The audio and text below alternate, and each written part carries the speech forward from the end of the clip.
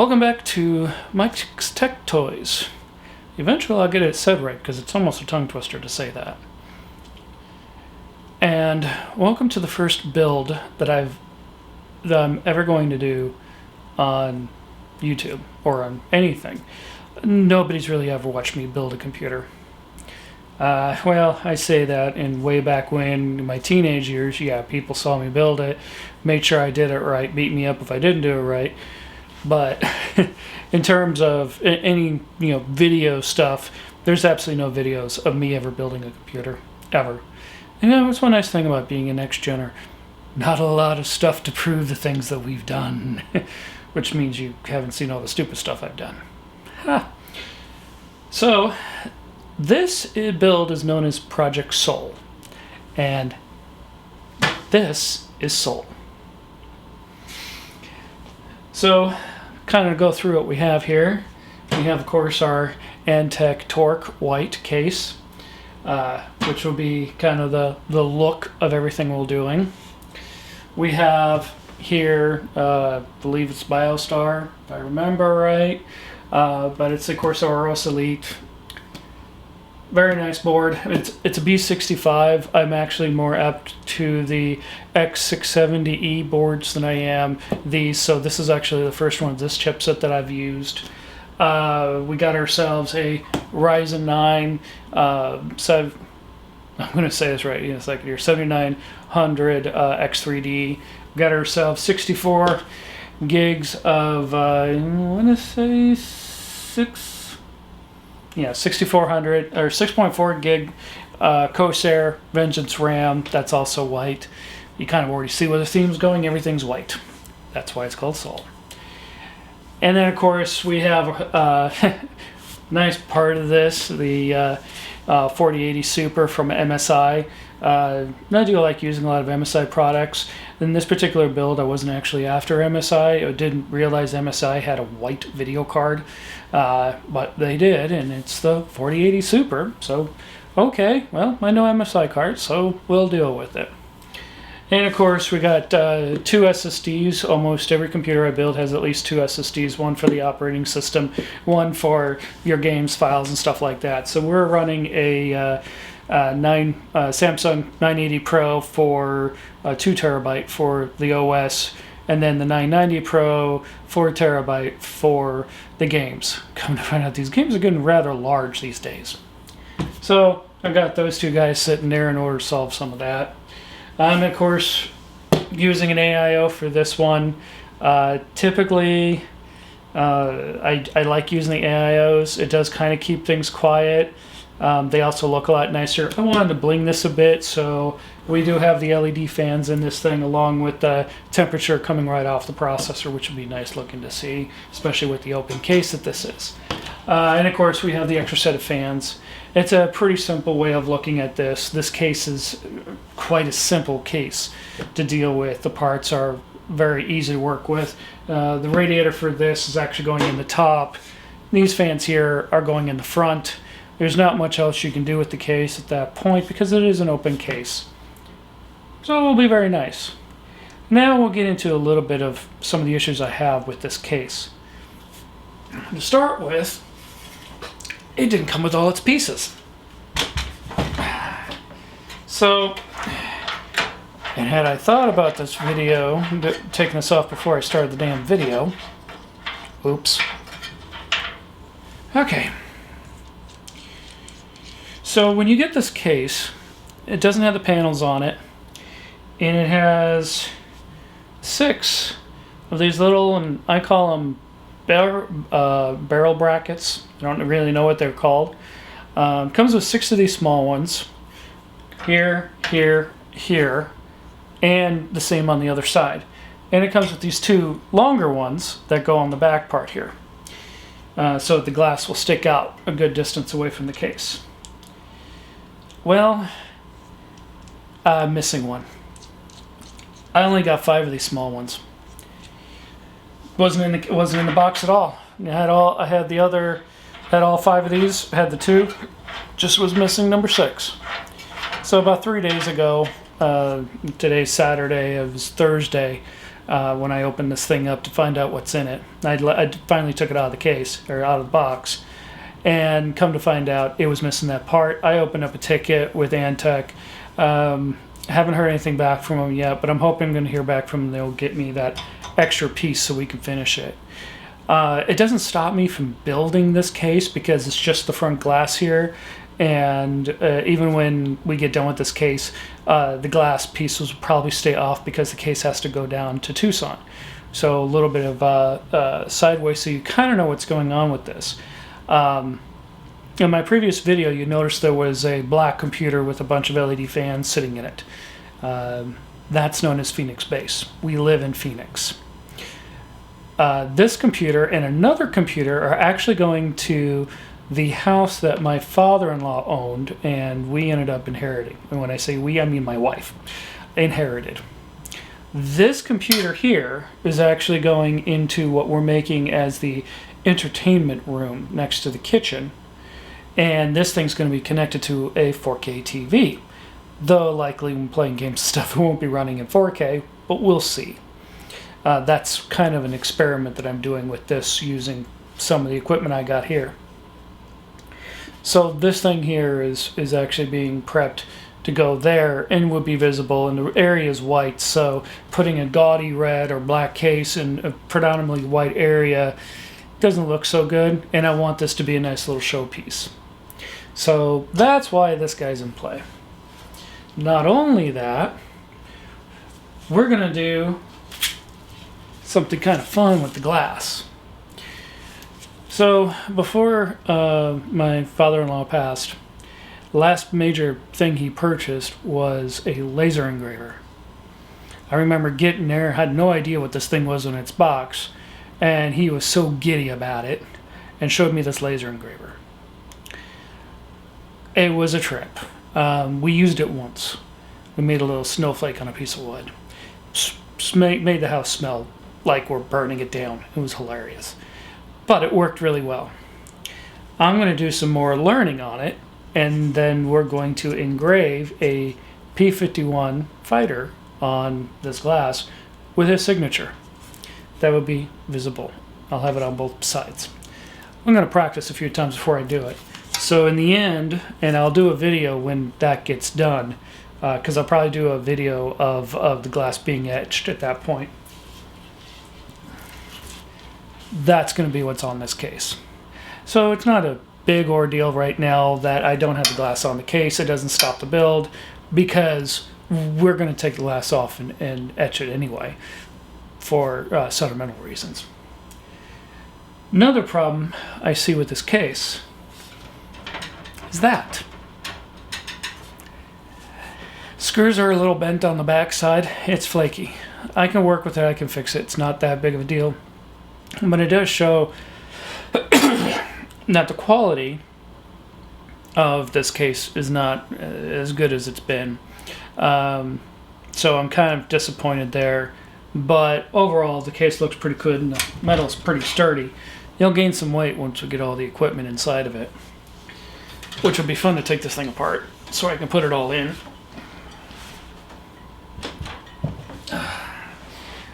Here's another fun fact. Everything here I purchased on Amazon Prime Days about 2 weeks ago. So we had, I forget what the 2 days are. It's like the middle, 16th or 17th or something like that. When Prime Days hit, these guys here, I got them all within those 2 days. All of this. So I got a pretty good deal on it. I think the lowest one I had was something that was like 11 or 10% off, which I think was the actual processor.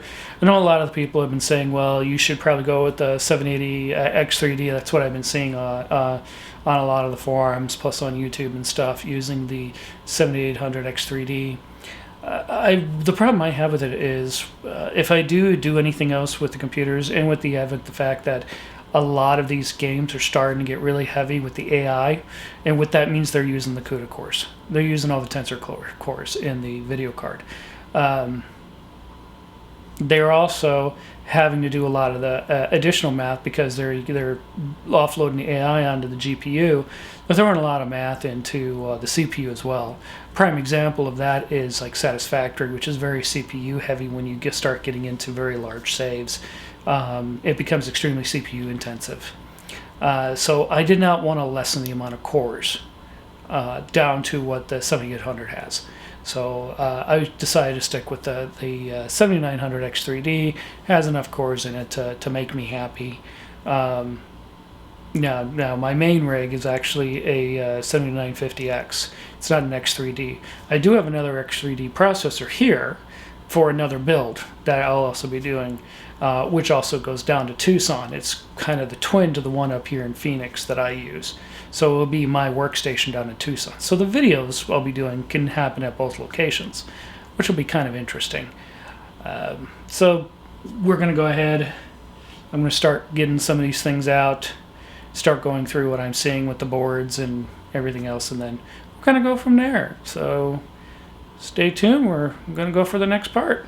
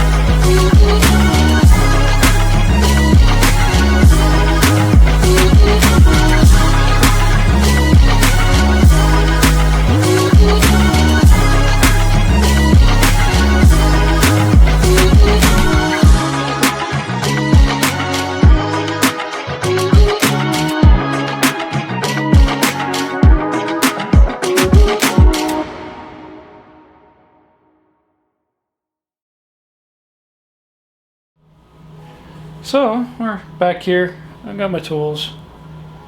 I had to go to the garage to get them. This room not only is my office, but it was my server room for years. I just killed that off about 2 months ago. Yeah, it was about 2 months ago. Ooh, look at that. It's a little heatsink compound. And they punctured it with the hole from that guy. Great job. I wonder what this side's going to look like. There we go.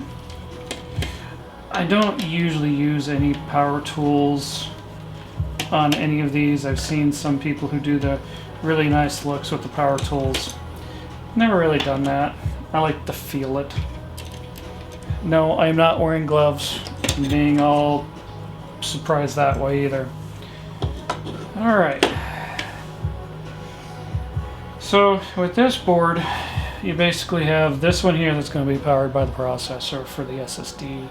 And the SSD here, because it'll be this SSD that gets done, is actually going to be powered by the soft bridge. Which is alright. We're good with that. And then we're not going to have anything in this SSD at all.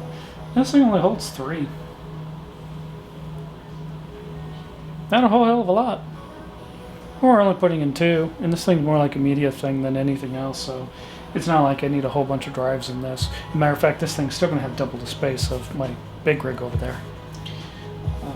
So we'll go ahead and get these guys in now. And of course I need my knife. Of course!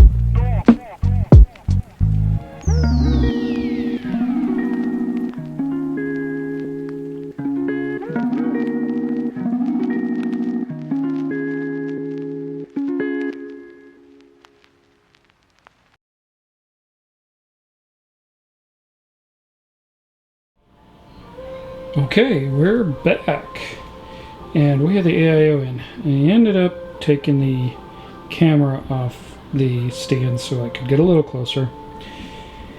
So there's our AIO, all nice and in there. And let's see if I can get a little close up here. Yes, I am playing with the camera. If I don't have it locked, which I may have it locked. I'm not sure. It's not letting me move it. I think it's locked. Hold on.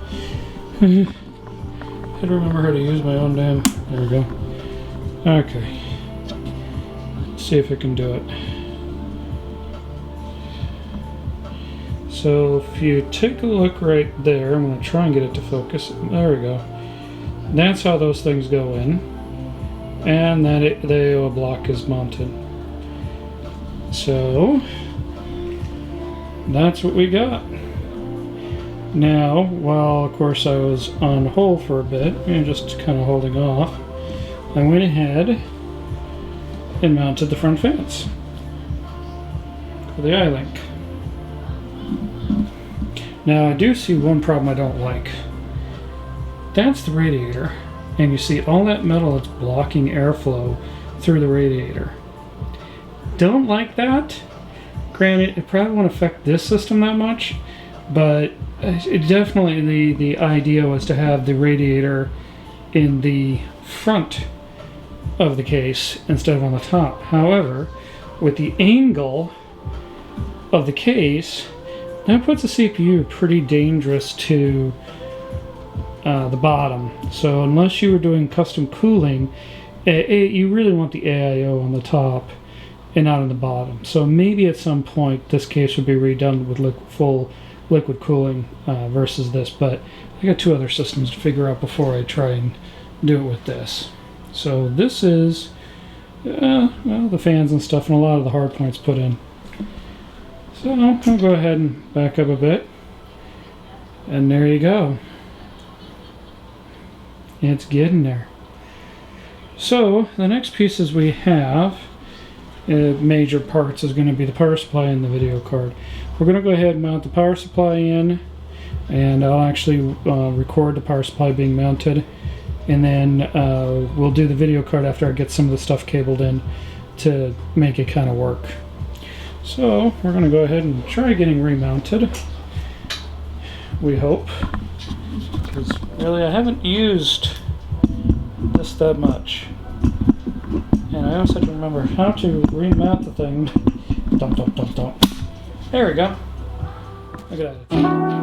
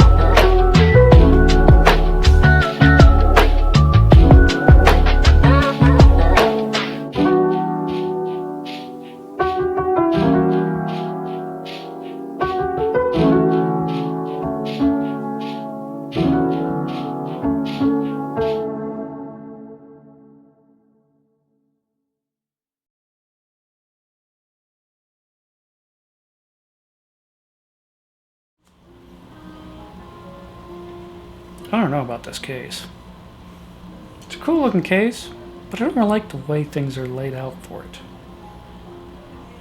I guess I shouldn't care because it's so big, but on the flip side, it's like, why? So we're gonna go this route, I guess.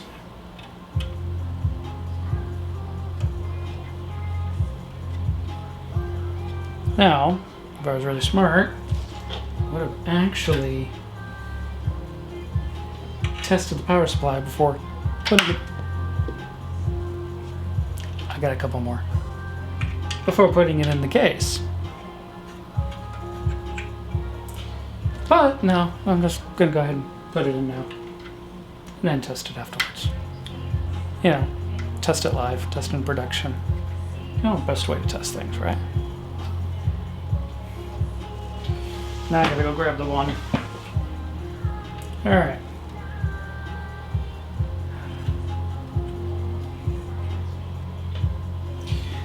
Alright, so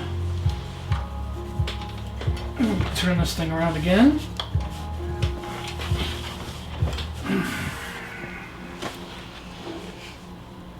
And it actually looks pretty cool because you actually can see that GX coming right out the bottom.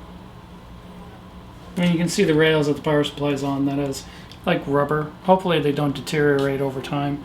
I would expect them to, but hopefully not. The really interesting part on this is how do we do cable management in this case? Because the entire thing is open. There's no channels. There's no hiding things in the back because the entire thing is open. So that's going to be the fun part. Because of it being so open, where are you putting all the cables? Now, you can see here, you do have some openings here in order to run essentially like a channel system right here. And these holes here are for SSDs, or just hard drives essentially, to be mounted on the back plate, which we don't need because we put them in the main board. We made them disappear. So really, we've got this massive case, which is actually just a mid tower. The one I got back there is a full tower. Barely anything in it. You got the main board, the video card, power supply. That's it. So what I'm going to do is run a bench run on the power supply, make sure it works. Then start looking at the cable management for this thing, figuring out the iCUE. Or, I'm sorry, the iLink. Once I have the iLink figured out and stuff, I'll go ahead and light this thing back up. It's getting a little late here, so I'll probably finish this up tomorrow and then get the OS installed and run some benchmarks on it and see how this thing compares to my big dog over there. A lot of this testing is going to be based on the big dog, and one of the biggest things that will be done with this is it's going to get to play Cyberpunk 2077 off my 49-inch Samsung G9 over there. And I want to find out what it benchmarks when it has to deal with that super ultra wide 2K. My main tower does about 80 frames per second with everything maxed out in the game. It's gorgeous. And I do have mods on my game that does some nice tweaking and stuff for the graphics, so it looks very realistic. I'll be very interested to see what this thing does. So I'm going to cut it here. I've actually probably cut it a few times already, but this will actually be held off for tomorrow. Then we'll get back to what it is. So next time we see this case, I should have some of the plumbing put in so you can see what the plumbing is. I'll know the power supply does actually work, so I'll find out before I crash tonight.